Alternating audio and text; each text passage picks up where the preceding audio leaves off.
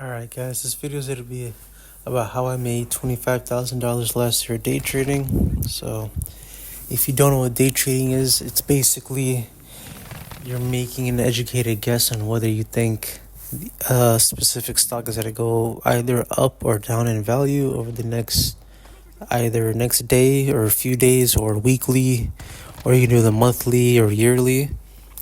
I mostly do weekly trades. So for example, if you know what the S&P 500 is, you could buy a call. A call is you're guessing that the stock is going to go higher in value, or you could buy a put and you're guessing that the stock of the value of the stock is going to go down over a certain time.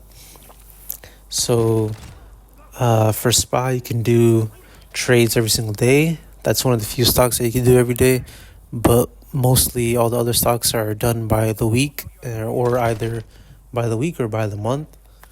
That's why I mostly focus on S&P 500, because that you can do every single day, so you can earn income from it every single day.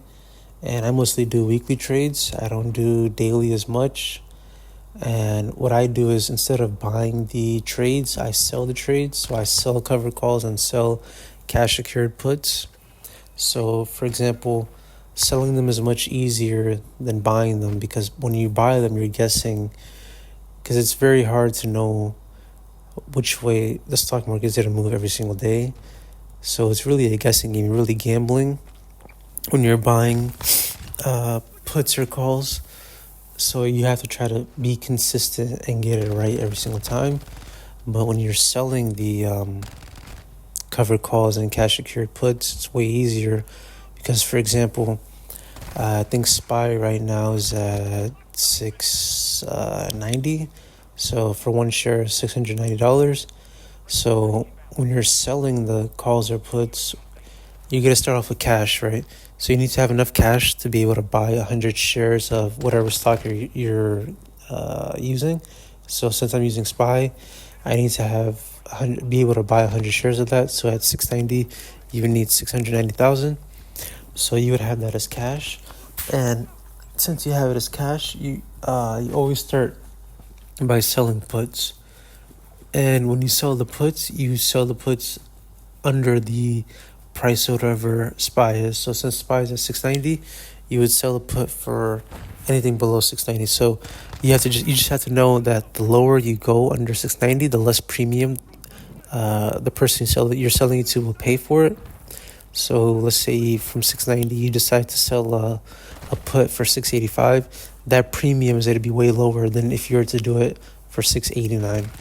So usually I would do it for a week out, and I would try to look for a premium that would get me between $250 to $300 per week per contract.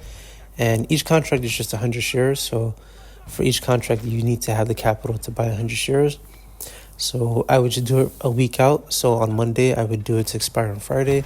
So that's for 5 days. And then I would look at the premium since the example we're giving, that SPY is at 690, I would look at the premium for 689, 688, 87, 86, and 85.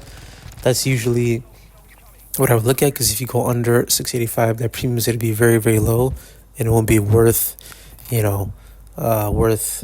using your $69,000 as collateral. So I would usually focus mostly around the 686, 687 range is where you can get that $250 contract. So that's where I would usually stay at. Or if I'm looking to get a little bit more capital, I'd probably be in the 687, 688 range. That would get you like around 300, maybe $320 in premium. So after you choose a strike price for where you want to sell your cash secured puts, you always want to do it under whatever the price of SPY is, because you're trying to get into SPY as cheaply as possible. So right now it's at 690. You're going to, let's say, do it for a 687 put. So you're putting at 687, and whatever your premium is, that's how much you'll get paid when that contract expires. So the example we're giving is that it expires on Friday. So let's say it expires on Friday, you'll get paid that let's say $300 premium as long as SPY stays above 687. But if it were to go under 687, you'll be forced to buy the 100 shares. But instead of buying them at 690, you end up buying them at 687. And not even at 687, because whatever your premium was gets added to your average share price. So since it was 687, you got $300 in premium. It's gonna really, your average share price is gonna be 684. So you're really buying the shares at 684.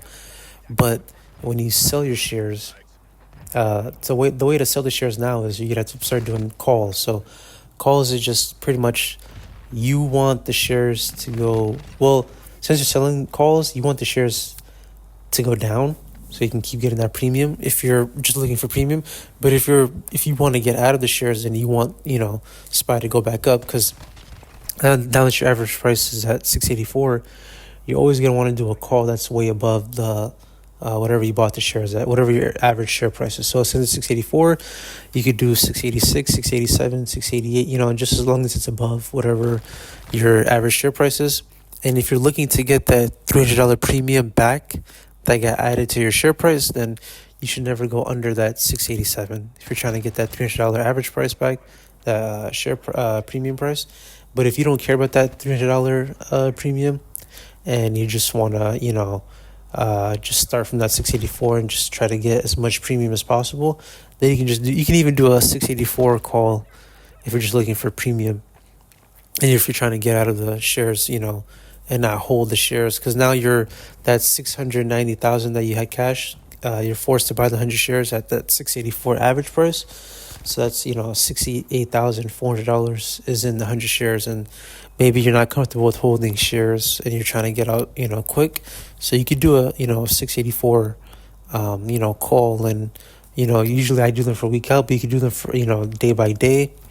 The only negative would be if SPY were to tank way below 684, like if it went down to like 675 or something, and you try to sell a call for 684 when it's at 675, the premiums would be really, really low, because no one's gonna want to pay for premium that's, or for a call that's so way out of the money.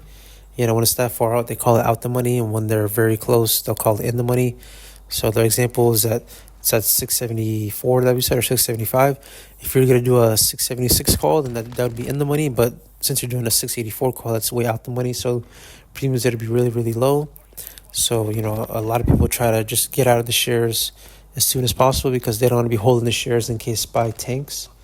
So if you're just looking, to get out and get in, you can do that. Just try to get out of your 100 shares as soon as possible. And you can just keep, redoing this. So you're just selling puts when you have your cash. You sell your puts. You keep getting premium from your puts until eventually you'll get assigned. Assigned just means you have to buy the 100 shares. You buy the 100 shares, and then you flip it and start selling calls. Keep selling calls, getting premium until eventually that strike price that you chose for your call gets hit. And then you're forced to sell the shares, and then you just go back to puts and just keep recycling. And they call it the wheel strategy, because you're just going in circles and circles and circles and just doing the same thing over and over again. The only negative would be if you're forced to buy the 100 shares and then SPY tanks. So let's say you're forced to buy it at 680 or something, and then it tanks to 630, 640. The premium's going to be extremely low. So, and you'll just be left holding the shares until SPY recovers. So that would be the negative. I haven't experienced that yet, and I've been, trading for almost a year now. I mean, there are times where SPY tanks, like when Trump says, or when he speaks about doing tariffs or something, the market, will tank for a bit, but then it'll come back up after a few weeks. So I haven't experienced any long-term downturns, but, it is possible. That's why I don't recommend putting all your money into selling cover calls. You should only put a small portion, just to make some capital. Because this, instead of just doing regular investing, where you have to wait, wait for SPY to grow and grow and grow. Doing cover calls and selling puts is better for someone who's looking for income right now. So if you're a person that's looking for income, right now to cover some bills, then I would recommend, using some of your capital to sell calls and puts instead of buying the calls and puts. And you can do this with any stock. So if you can do this with Tesla, Apple. I just recommend SPY because you always know SPY is going to go back up. If you ever are forced to buy the 100 shares and the market does tank, you'll know that, sooner or later SPY will come back up. And when it comes back up, that's when you can start, getting back into selling, your calls and puts to get out of the 100 shares that you were forced to buy. So that's why I recommend only to do it with SPY because, you can't really trust other stocks. Other stocks could go bankrupt at any moment. So doing this strategy is how I was able to make $25,000 the past year, just selling covered calls and cash secure puts over and over again, just with SPY. And the only negative is that since it's short-term gains, you do have to pay higher tax around $25,000 for me. It was just I think 10%. So yeah, it's not that bad. This works best when the market is very, it's not outperforming and there's no downturn. So like if the market's very, steady, that's when, the wheel strategy is best because you can just do, your puts and calls over and over again. Because when the market outperforms and performs really well, you end up missing out on gains because you're forced to sell your shares when it hits a certain price. So that could be the negative. And then the other negative is if, SPY tanks and you're just holding the shares and not making any income from it. So those are the two negatives. And, tax is a third negative because you have to pay short-term tax. It's not that much, but, could add up.